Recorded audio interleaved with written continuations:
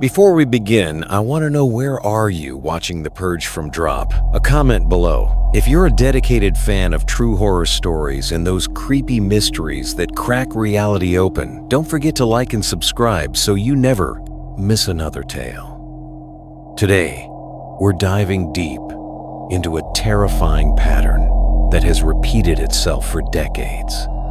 Get ready, because once you know the truth, there's no turning back. My name is Elias Thorne. I am not a ghost hunter or a psychic. I am a forensic archivist for the Metropolitan Police Cold Case Unit. My job is to find the logical thread, the forgotten piece of evidence, the overlooked financial transaction, the buried human motive in files long abandoned. I deal in facts, dates, and the unyielding logic of the material world. My world is neat, organized, and governed by the immutable laws of physics and criminal psychology. That's my expertise, my anchor. However, beneath the veneer of professional cynicism, there's a deep-seated existential weariness. After a decade of cataloging human depravity, you realize that most horrors are mundane, driven by petty greed or simple rage. I'd started to feel that the truth I was chasing was always the same hollow, predictable thing. A part of me, a very small, unprofessional part, longed for a case that defied the ordinary, something truly other. The voice you're hearing is measured even a reflection of my meticulously organized desk and my life. But listen closely, and you'll detect that subtle undercurrent of nihilism, the quiet dread of a man who knows too much about the worst of humanity and who is profoundly bored by it. The crack in my reality began with Case File 701B, the Harrington family disappearance, a seemingly ordinary missing persons case from 1987. 3 people vanished from their locked suburban home. No forced entry, no struggle car, still in the garage. Standard ran away, conclusion filed under unsolvable. My task was to digitize the physical evidence. The hook wasn't a bloodstain or a cryptic note, but a photograph found tucked into the back of the master bedroom dresser. It was a standard 4x6 family portrait of the Harringtons smiling awkwardly. But beneath the paper clip holding the photo to the original police evidence tag was a second identical photograph, except for one terrifying detail in the background. Peering from the shadows behind the father's shoulder was a figure. It was indistinct, a blotch of deeper shadow with 2 unnaturally bright pinprick reflections that couldn't be glare. It was a figure that should not exist in a professionally developed photograph taken in broad daylight. More importantly, the original police evidence photo taken at the scene did not have this figure, yet both photos had the same original dated development stamp. My initial reaction was professional dismissal, a double exposure, a smudge on the lens, a darkroom error. But I couldn't shake the discrepancy in the evidence log. I pulled the original film negatives from storage. I examined the film under a microscope. There was no double exposure, no lens flare, no physical alteration. The image was imprinted directly onto the celluloid. The implication was staggering. Either the second photo was a perfect forgery with a 30-year-old authentic stamp, or the event it depicted, the presence of that entity, happened outside the established linear reality the police had recorded. That night, working late, my archived digital file of the second photo began to corrupt. The figure grew not in size, but in definition, the deeper shadow swirling like ink in water. I heard a faint rhythmic sound from the corner of the silent, sterile archive room. It sounded like a slow, deliberate knocking, not on a door, but inside the walls. 1, 2, 3. I grabbed my phone and filmed. The knocking stopped as soon as the camera was aimed.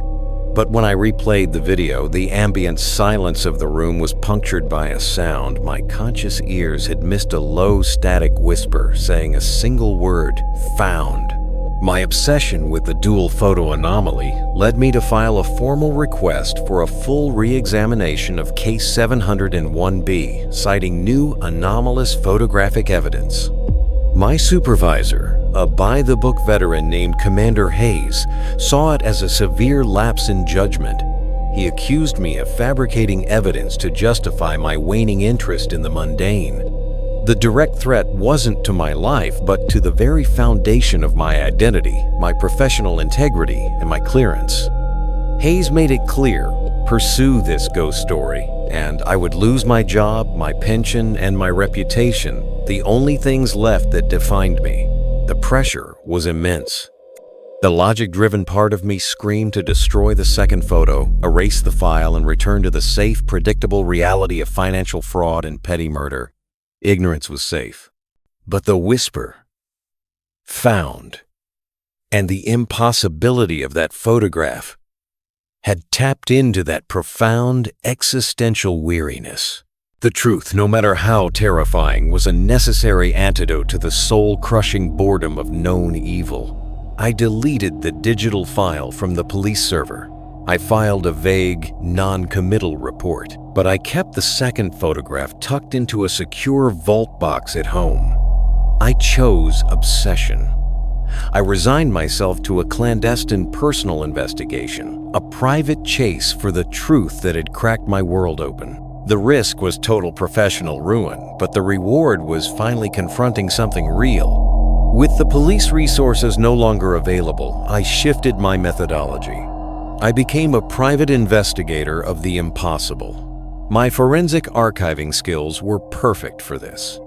I used my savings and my professional network of researchers and database analysts to start digging for similar unsolvable disappearances in the tri-state area spanning the last 50 years. I wasn't looking for motive. I was looking for signatures. I built a custom database cross-referencing cold case files with 3 key anomalies. 1, victims vanished from a locked structure with no forced entry. 2, the vanishing occurred in the early hours of the morning, 1:00 a.m., 3:00 a.m. 3, the last recorded communication from the victims was a minor, illogical domestic dispute, a fight over a misplaced key, an argument about leaving a light on. My expertise allowed me to find the statistical outliers that common police work ignored. The investigation demanded secrecy, but the truth was that the work itself pushed people away. My longtime colleague, Detective Anna Reyes, noticed my erratic behavior and the strange coded requests for archival access. She tried to stage an intervention. I couldn't tell her the truth. She'd think I was having a psychotic break. The last conversation ended with her saying, "Elias, you used to chase facts. Now you're chasing ghosts. Don't destroy your life for a fantasy." I cut tease. My marriage, already frayed by my long hours, snapped completely when my wife found my meticulously organized evidence wall, a sprawling web of timelines, victim photos, and red string in our spare room. She left saying, "I don't know who you are anymore. You're obsessed with something I can't even see." I was now completely isolated, the only man in a room full of impossible truths. This was the phase where the true length and horror of the story unfolded. I began to discover the pattern. The Harrington family was not an isolated incident. They were just the most recent and most cleanly filed example. The pattern was a cyclical, localized event I internally dubbed the Night of Minor Transgressions. It occurred every 12 to 15 years within a specific geographic radius, always targeting families where a minor act of emotional cruelty or betrayal had just occurred. Nested Narrative 1, the case of the missing heiress and the betrayed fiancé 1959. This was the first confirmed instance of the pattern. Eleanor Vance, a young heiress, and her fiancé Robert were preparing for their wedding. Robert, driven by debt and a desperate need for the Vance fortune, was secretly plotting to steal a valuable heirloom and run. On the night of their disappearance, Eleanor discovered a bank statement proving his treachery. The police report documented a vicious, whisper-quiet argument at 2:15 a.m. The scene a stormy night. Eleanor confronts Robert. Robert, in a moment of cold, self-serving fury, tells her that she is nothing without her money and that he never loved her. A petty, cruel, minor transgression, The police found Eleanor's wedding veil laid out on the bed perfectly smooth, but with one large wet footprint on the pristine silk. The footprint belonged to no known shoe size. Robert's ledger detailing his embezzlement was found open on the dining table, with a single word written in blood on the bottom of the page, paid. Both vanished without a trace. Their house was locked from the inside. The police dismissed it as a double suicide or elopement, but the chilling detail was a 10-second reel of tape from an old-school answering machine recorded just before the time of disappearance. The sound of Eleanor, weeping, followed by a sudden sharp intake of breath, and then a series of overlapping, unnatural clicking, sounds like mandibles snapping, which rapidly increased in volume until the tape cut out. Nested narrative 2. The Fireman and the Stolen Honor, 1973. The case of the firefighter Captain Michael Rourke. Rourke was a hero fireman, but riddled with financial trouble. He had recently filed a false, heroic report on a colleague, Mark, who was actually the one who risked his life. Rourke stole the promotion and the accompanying bonus, letting Mark take the fall for a minor operational error. The night he vanished, Rourke was celebrating his promotion alone in his home study. His wife, disgusted by his lie, had refused to join him. At 1:40 a.m., Rourke called his colleague Mark drunk and confessed gloating over his stolen honor. Mark hung up. A neighbor reported seeing a flickering light in Rourke's study, like a fire had started and immediately died out. The next morning, the study was intact, but Rourke was gone. The only evidence was a small, perfectly preserved burn mark on the wooden desk shaped exactly like a human thumbprint. Next to it was an untouched glass of whiskey. Inside the glass floating was a small calcified object later identified as the distal phalanx tip bone of a human little finger. The identity was never confirmed, but the gruesome possibility was clear, a literal payment for the transgression. Justice, or something like justice, had been served. The sheer volume of evidence, the identical time frames, and the consistent precursor of a minor but morally significant transgression confirmed my theory. The entity was not random. It was following a cold, rigid. It was a localized supernatural mechanism that enforced a grotesque absolute form of karma, a night of minor transgressions, where the emotional balance sheet was violently settled.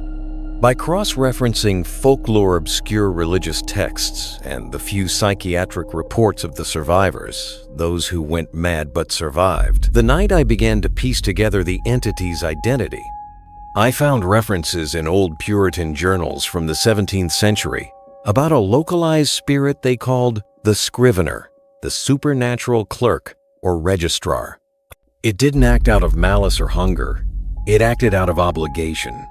Its purpose wasn't to kill, but to balance the ledger.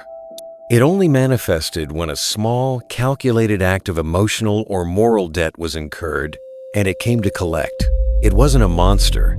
It was an auditor of the soul. Kanbao. My research led me to an old decommissioned parish in the pattern's epicenter. There I found Dr. Alistair Finch, an elderly, disgraced theologian. He wasn't a survivor, but a gatekeeper, or a last witness. His life's work was the study of this entity. He had survived the pattern cycle twice by moving out of the geographic zone just days before the event. He was frail, terrified, and desperate to talk. He refused to call it the Scrivener. He called it simply the debt collector. Dr. Finch's warning, Elias, listen to me. This isn't a demon you can fight with salt and fire. It's a mechanism. Its power is not supernatural strength. Its power is psychological leverage. It uses your betrayal, your guilt, your unresolved sin as the key to unlock your reality.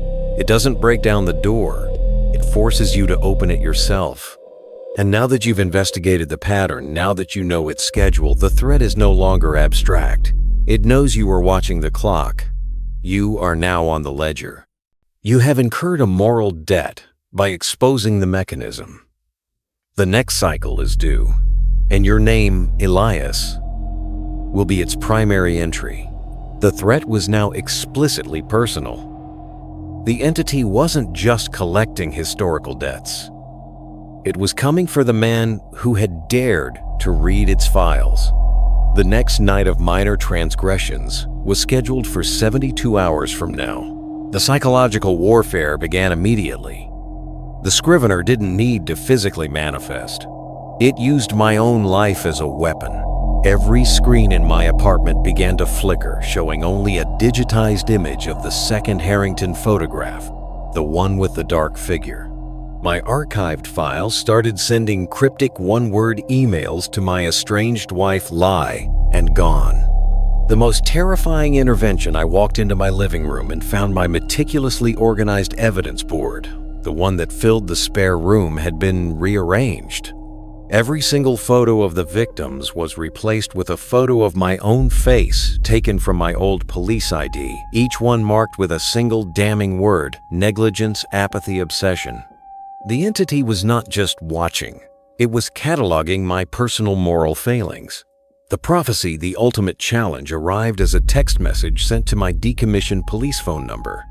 The message was a precise block of text, formatted like an entry in an old-fashioned ledger. Entry 701C, Thorne E. Date due 0227 a.m., November 14. Location, the Harrington residence, 47 Willow Creek Lane. Debt $1 for a pound of flesh. The final frame awaits the archivist. It was a direct, irrefutable invitation to the epicenter of the original case, the very house where the pattern had last manifested. It was the specified time and place for the appointment. Deciding factor, the entity understood my deepest, most suppressed flaw. My betrayal of my own ethics. My minor transgression wasn't adultery or theft. It was the slow, professional apathy that led me to overlook the true horror in my files and the selfish obsession that drove my wife away. But the true deep-seated debt was my role in the death of my former partner, Detective Sam Miller, 5 years ago. Sam died during a high-risk raid I had approved but avoided because I claimed to be archiving critical evidence. I used my job as a shield against physical danger. I convinced myself it was logic. It was cowardice. The Scrivener would use Sam's face to collect my debt. I knew it. The only way to survive was to face the root of my self-loathing. At 2:00 a.m. on November 14th, I arrived at the abandoned Harrington house. I brought no weapon, only my forensic kit, a camera, a recording device, and a single physical copy of the second anomalous photograph. If the Scrivener was an auditor, I needed to show it the evidence of its own mechanism. I entered the house. It was cold, silent, and smelled faintly of ozone and dust. I walked straight to the master bedroom, the scene of the photograph. At 2:27 a.m., the air dropped to a sub-zero temperature. The darkness in the corner of the room began to deepen and coagulate, forming the shape I'd seen in the photograph, tall, spindly, and draped in a profound, light-devouring shadow. But it didn't attack. It spoke in the overlapping, multivocal static whisper from the answering machine tape. The archivist attempts to close the file. The file remains open. The debt is due. The trap was laid immediately. The shadow began to shift not into a demon, but into a figure in a policeman's uniform, Detective Sam Miller, my dead partner, the Scrivener as Sam Elias. You sent me in because you were scared of getting dust on your hands. You cataloged my death as a necessary loss of life, a small debt, a necessary price, but it was your negligence. Now the ledger requires an offsetting entry. I require a life, the one you should have lost. The entity presented the ultimatum. It materialized a simple black-inked pen and a pristine sheet of paper, the ledger. Sign your name, archivist. Settle the balance. The pattern ends with you. This was the tipping point, the ultimate psychological test. I had two choices: sign the ledger, accept my mernso, buy, kitsch, and disappear like the Harringtons, letting the entity satisfy its debt mechanism, or try to break the pattern of maneuver based on logic, not force. I refused the pen. Instead, I pulled out the second photograph, the one showing the Scrivener in the background.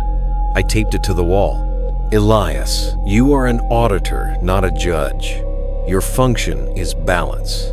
Your pattern requires an unresolved transgression to be closed. But by forcing me to sign, you create a new, unresolvable debt, the debt of a forced confession, a non-voluntary payment. That is a flaw in the ledger. It is a false transaction that violates your own internal code. It will destabilize the cycle. I gambled on the entity's rigid adherence to its own rules. I presented it with a logical paradox that threatened its function. The shadow recoiled, its form wavering violently. The whispers became a tortured, digitized shriek, the sound of pure logical confusion. Then I delivered the final blow, my voice ringing with the authority of the forensic archivist. The debt of Elias Thorne for the death of Sam Miller is not fully due because I did not commit the primary transgression. The man who truly betrayed Sam's trust, who profited from the same negligence, is still alive. The ledger is unbalanced. You have the wrong name, Scrivener. I threw a folder containing the full true report on Sam's death, a report that implicated Commander Hayes in the cover-up and the subsequent financial misappropriation of Sam's pension fund. I shifted the debt, transferring the moral transgression to the true culprit. The Scrivener understood logic. The shadow flickered its attention, shifting its focus lost. A final piercing whisper echoed, insolvency detected. Target rerouted. I had broken the Marinso destiny divided by pattern for myself, but at the cost of sacrificing someone else. I survived the night by trading a debt. I walked out of the Harrington house at 3:00 a.m. alive, but utterly hollowed out. The psychic price was paid in full. I lost the ability to process the normal world without seeing the underlying fragile artifice. My mind was permanently scarred by the knowledge of the Scrivener and the terror of absolute cosmic karma. I lost my career completely. I was flagged as psychologically unfit and forced into early retirement. My wife is gone forever. My life is now a permanent solitary existence. The physical cost my hands tremor constantly, an involuntary spasm whenever I try to write or touch a piece of paper, a constant physical reminder of the ledger. The revelation. The truth was revealed. When I received an anonymous email, I knew who it was, from Dr. Finch. Commander Hayes, my former supervisor and the man I had redirected the Scrivener to, had vanished at 2:28 a.m. that morning. His house showed the classic signatures locked from the inside car in the garage. No struggle. The Scrivener had collected. The true purpose of the entity was not to create terror, but to maintain a grotesque thermodynamics of morality, a universe where no transgression, however small or secret, could go truly unpunished. The only way to fight it was to redirect its function to provide it with a more logically sound target for its balance. I didn't return to my old life. I sold my house and moved to a remote, anonymous coastal town. My new life is dedicated to one thing: maintaining my personal balance sheet at zero. I live meticulously paying every small kindness, avoiding every petty lie, terrified of accumulating the minor transgression that would bring the Scrivener back to my door. I am no longer Elias Thorne, archivist. I am Elias Thorne, custodian of the debt-free life. The story you have heard, the pattern, the Scrivener, the night of minor transgressions, is not a tale of a madman. It is a true accounting of a cosmic function. I survived not through bravery, but through logic and betrayal. I proved that the entity is a bureaucracy, not a beast. But never mistake bureaucracy for kindness. It follows its rules absolutely. The pattern is still active. The cycle of 12 to 15 years will repeat. And here is my warning to you, the viewer, the listener. Look closely at your own life. That small, self-serving lie you told your partner last week. That moment of cruelty you inflicted on a coworker to get ahead. That is a minor transgression. Every time you incur one, you are adding an entry to a ledger you cannot see. And when the cycle comes due, the Scrivener doesn't care about the size of the debt, only its existence. I live in my solitary exile recording this story. Last week, I made a trip to a local convenience store. I accidentally dropped a quarter as I was paying for coffee. The clerk, preoccupied, didn't notice. I hesitated, thinking, it's only 25 cents. But the terror kicked in. I immediately pointed out the coin and insisted he take it. I was shaking. Later that evening, I checked my voicemail. There was a single archived message from a number I didn't recognize. The message was a faint 2-second audio clip, the distinct sound of a single, slow, rhythmic knock on wood, and then the overlapping whisper, fainter than before but clearly audible, credit noted. File remains active. I am now the last witness. My role is no longer to file the truth, but to transmit the truth. I am the Scrivener's unintentional spokesperson, the only person who knows how to spot the cracks in reality, and the signature of the moral auditor. My life is now a penance, an obligation to keep the ledger balanced and to warn the next generation of potential victims. I am the gatekeeper of the debt. And I will continue to tell these stories because for every person I warn, I am decreasing the number of available entries for the Scrivener. It is the only way I can pay off my own eternal moral debt.